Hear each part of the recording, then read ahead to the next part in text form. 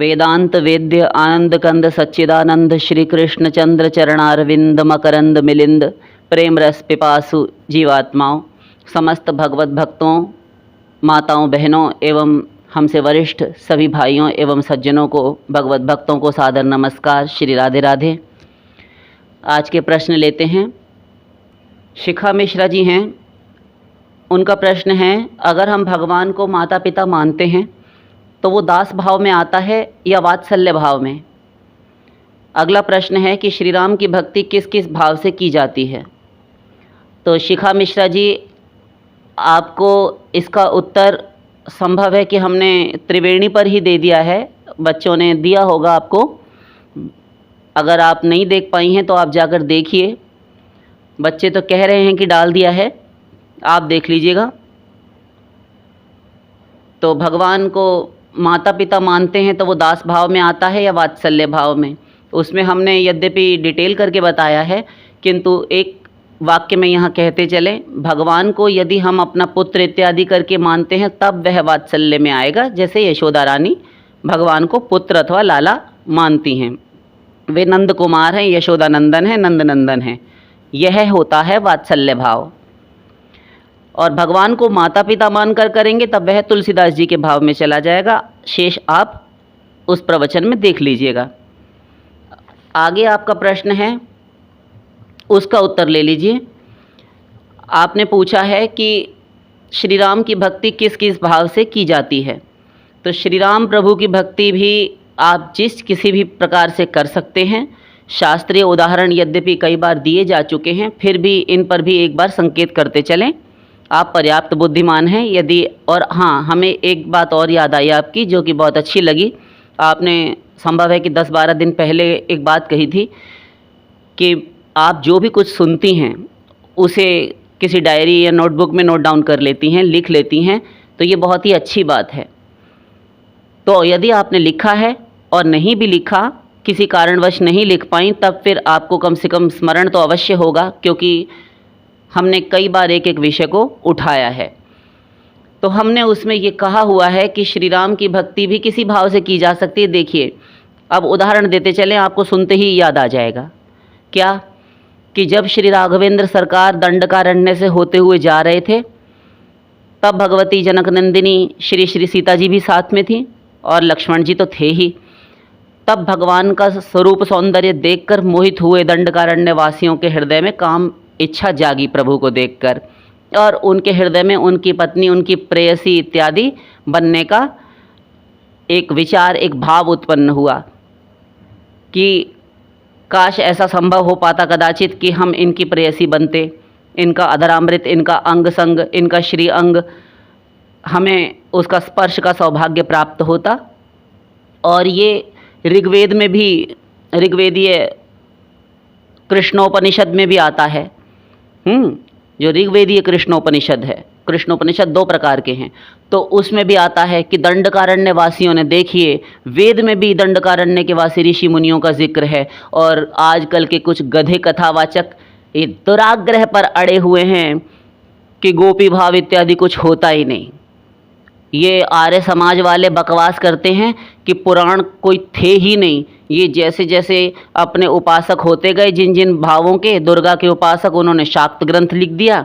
ये कोई वैष्णव हो गए, उन्होंने अपना ग्रंथ वैष्णव बना दिया, जैसे पद्म पुराण, श्रीमद् भागवत आदि।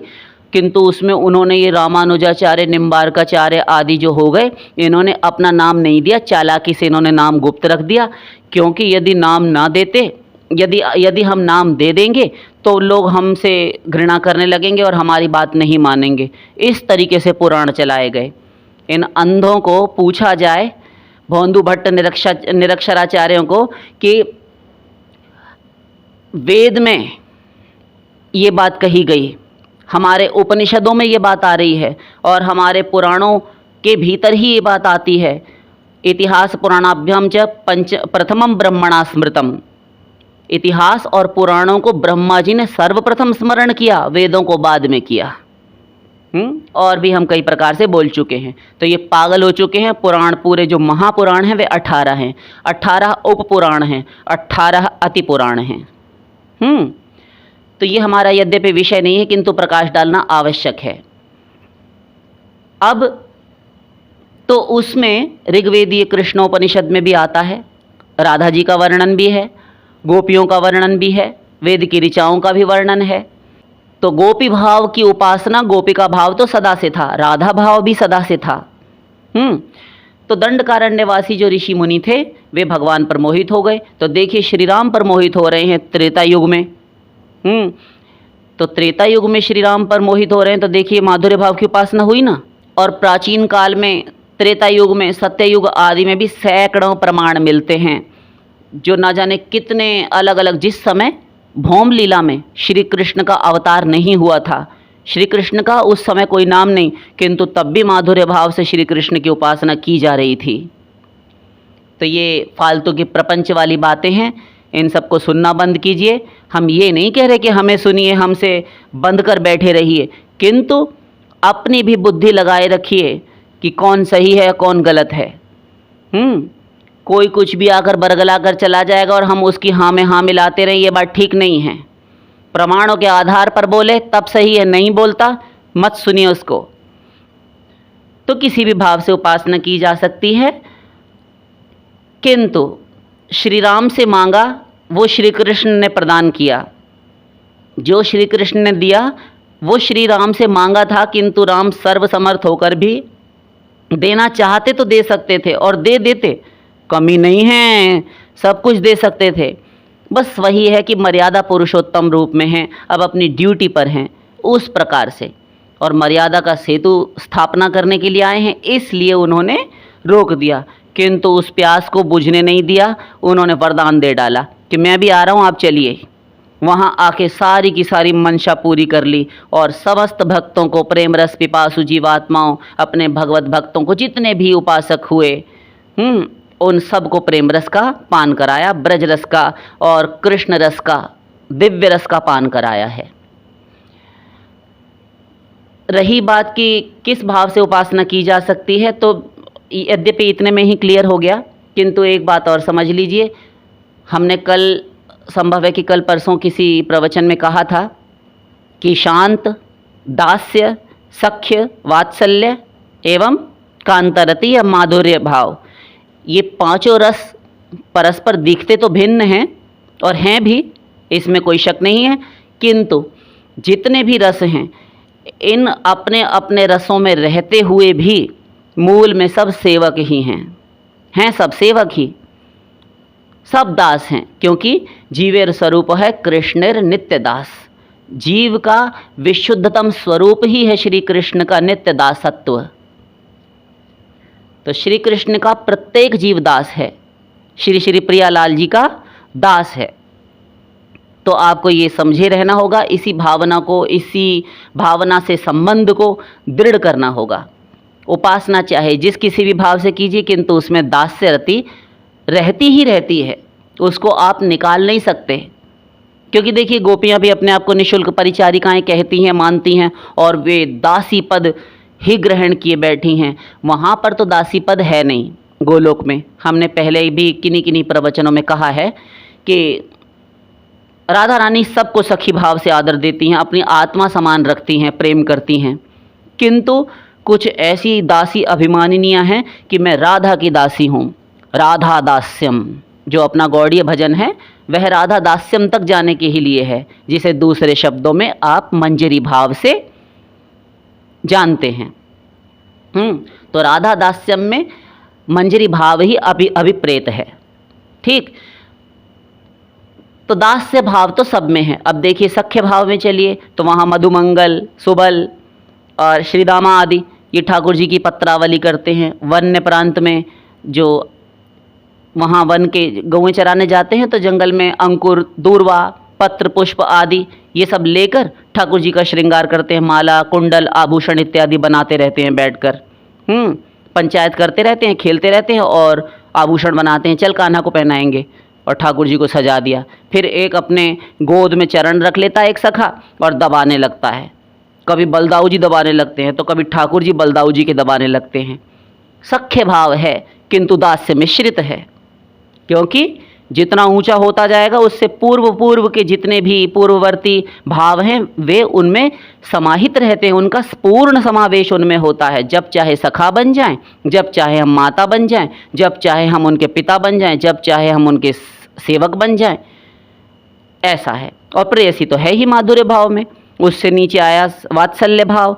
तब जब चाहे हम सखा बन जाएं, सख्य भाव से उनके साथ हंसने कूदने खेलने बोलने लगें और कभी उनकी सेवा करने लगें, तो जब चाहे स्वामी मान ले। और अपना वात्सल्य भाव माता पिता वाला तो है ही कि मेरा लाला है, इसी प्रकार से है। तो दास्य मूल में सभी में है। दास्य के बिना तो कोई भक्ति टिकी नहीं सकती। दास्य के बिना, यूं कह लें यदि एक वाक्य में कहें तो दास्य के बिना कोई भाव ही नहीं है। ये मंजरियां जो प्रेम की ध्वजा हैं, गोपियां समर्था रति वाली, इनमें से कौन सी ऐसी है जो दास्ता नहीं कर रही श्री श्री प्रियालाल जी की, ठाकुर जी की सेवा नहीं कर रही? अरे दास्य का अर्थ सेवा करना ना, सर्वेंट, तो वे सेवा कर रहे हैं। हाँ, ये हमारे प्रियालाल ऐसे अकारण करुणा वरुणालय हैं, भक्तवांछा कल्पतरु हैं, भक्त वश्यता है उनकी कि वे भक्तों को किसी को भी सेवक मानते ही नहीं। सेवक इस भाव में रहते हैं कि हम उनके सेवक हैं, मैं उनकी दासी हूँ, मैं उनका दास हूँ, मैं उनकी सेविका हूँ, मैं उनका सेवक हूँ, मैं उनका परिचारक हूँ अथवा परिचारिका हूँ इत्यादि। सेवा सब में होगी, अपने अपने भाव के अनुगत होकर होगी। और जो परकीय भाव में है, मंजरी भाव में, गोपी भाव में, समर्थारति वाले में, तो उसमें महात्म्य ज्ञान शून्य होंगे। अपने घर के बड़े आए भगवान, हमको कोई मतलब नहीं, बस हमारे हैं। उनको भूख प्यास सब लगती है, उनको कष्ट ना होने पाए, बस उनके सुख का संवर्धन करने में लगी रहती हैं। रामायण के अनुसार सेवक सेव्य भाव बिनु भवन तरिय उर्गारी, ये काकभूषुंडी जी कहते हैं उत्तर रामायण में। सेवक जो है सेव्य भाव के बिना इस भवसागर से पार नहीं पा सकता, नहीं भवसागर से उत्तीर्ण हो सकता। हे सर्पों के शत्रु गरुड़ जी, इसलिए सेव्य भाव अवश्य होना चाहिए। सेव्य अर्थात वे मेरे प्रभु हैं, मेरे स्वामी हैं, मेरे मालिक हैं, मेरे ठाकुर हैं और मैं उनका सेवक हूँ। यही सेवक सेव्य भाव होता है। भक्ति में द्वैत चलता है, भेद भक्ति, यानी कि अस अभिमान जाई जनि भोरे, मैं सेवक रघुपति पति मोरे। ऐसा अभिमान भूल कर भी मेरे हृदय से ना जाए कि मैं सेवक हूँ और जो रघुपति हैं वे मेरे पति हैं, यानी स्वामी हैं। एक पति तो वह होता है जिसको मालिक कहते हैं, वह मालिक, जैसे जगतपति तो जगत के मालिक हैं, स्वामी हैं, है ना, ठाकुर हैं। और एक पति वह होता है, शब्द वही है, अर्थ एक वो है कि जैसे गोपिका पति, इसमें दोनों ही आ जाते हैं। तो मैं सेवक रघुपति पति मोरे।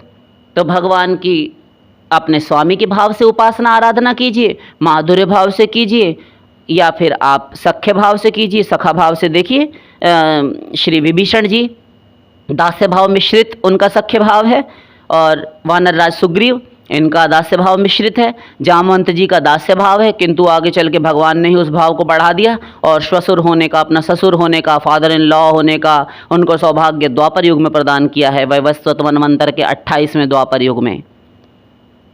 तो किसी भी भाव से श्री राम की उपासना की जा सकती है, बेखट के कीजिए, बेझिझक कीजिए। अगला प्रश्न लेते हैं। विपिन झा हैं, वे प्रश्न कई दिनों से कर रहे हैं। वे पूछते हैं कि मैं ऑफिस में शूज़ में होता हूँ, जूते पहने हुए होते हैं, तब क्या मैं धार्मिक ग्रंथ, पवित्र पुस्तकें, ग्रंथों का अध्ययन कंप्यूटर आदि पर कर सकता हूँ? जी हाँ विपिन जी, आप ज़रूर कर सकते हैं, निश्चित कर सकते हैं, कोई बात नहीं है, बेखट के कीजिए, कोई टेंशन नहीं है।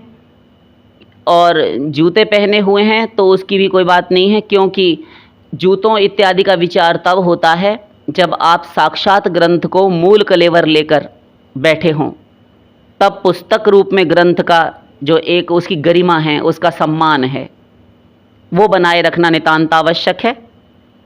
किंतु जब आप कंप्यूटर पर, लैपटॉप पर या किसी और ही साइट पर आप पढ़ रहे हैं, तभी तो कोई बात नहीं है, आप कर सकते हैं। लेकिन एक चीज़ यहाँ पर हम आपसे एक ही बात कहेंगे, आपका एक दूसरा प्रश्न भी आपने संभव है 2-3 दिन पहले किया था, उसका भी साथ ही साथ उत्तर लेते चलिए।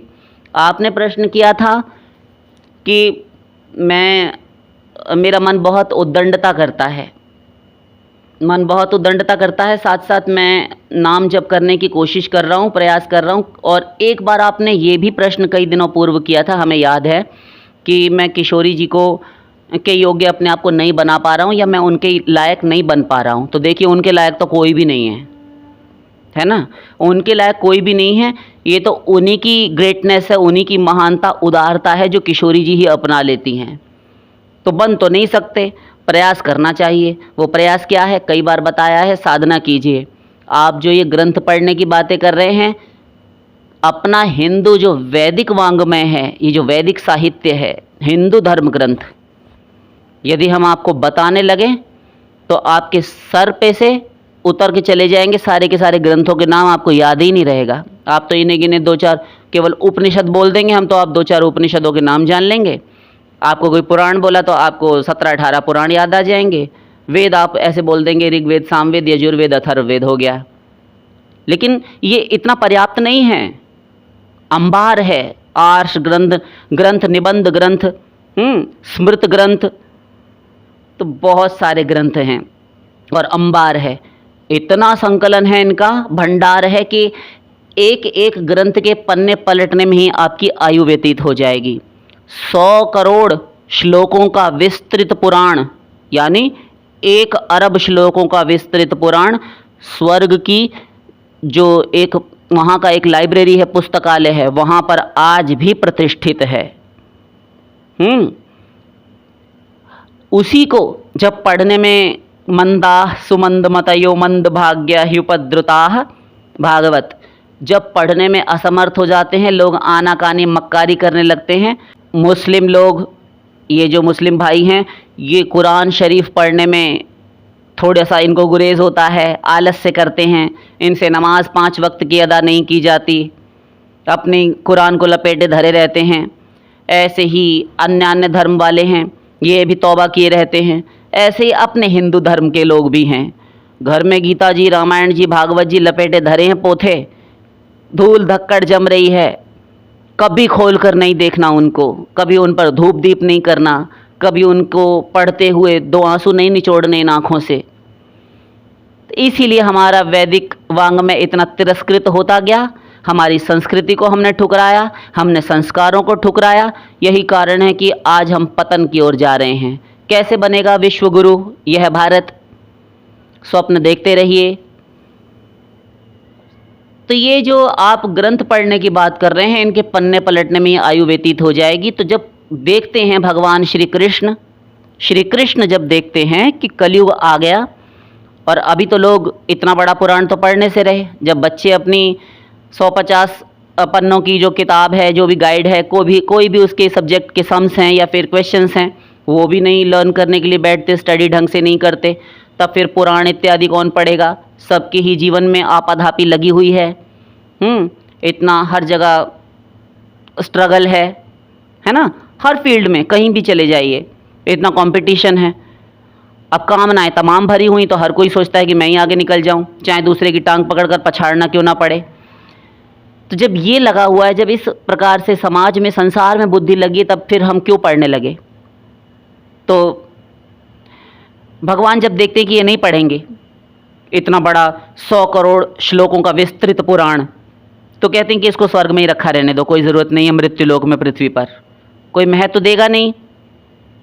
किंतु आवश्यक तो है शास्त्र ज्ञान, जिससे कि हम पर कोई उंगली ना उठा सके, हमें दोष ना लगा सके कि तुमने हमें बताया ही नहीं, शास्त्र इत्यादि का ज्ञान हम कहाँ से करते।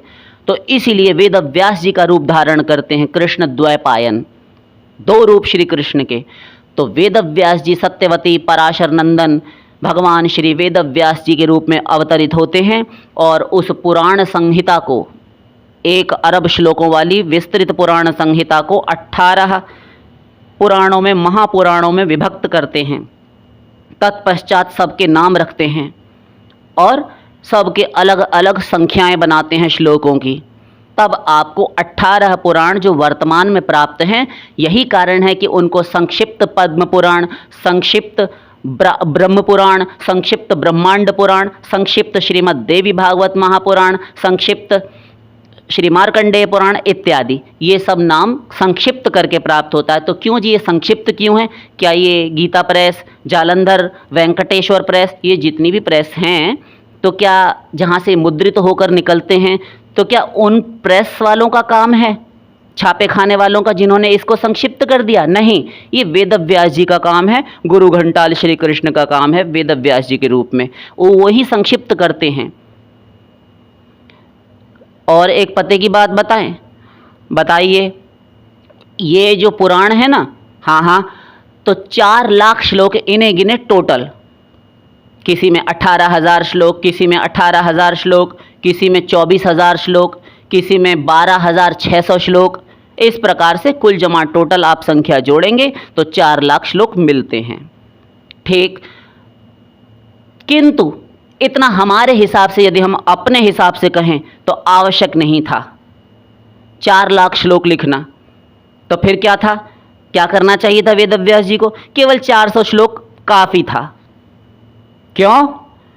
इसलिए क्योंकि जो बात एक पुराण में कही वही दूसरे पुराण में डिटेल कर दी, जो उसमें कही वह उस पुराण में डिटेल कर दी, एक ही बात दूसरे पुराण में भी कही गई, ऐसा है। इसी कारण इतना भेद हो गया। और भी कहें, और भी नीचे आएं, हाँ, तो केवल हम कह रहे हैं 4 श्लोक काफ़ी थे, केवल 4 श्लोक काफ़ी थे। ओ हो, अजी आप समझ गए तो इसका मतलब सब समझ गए। तो आप अपनी बुद्धि से वापस चलिए अपने ऑफिस में, जहाँ कंप्यूटर खोलकर बैठे हैं आप, आ गए। अब आप निकालिए सारे पुराण और पढ़ डालिए, इनको छान मारिए। हम आपको चैलेंज करके कह रहे हैं, यहाँ से एक भी प्रश्न लेकर हमारे पास मत आइएगा, हम उत्तर नहीं देंगे। क्यों?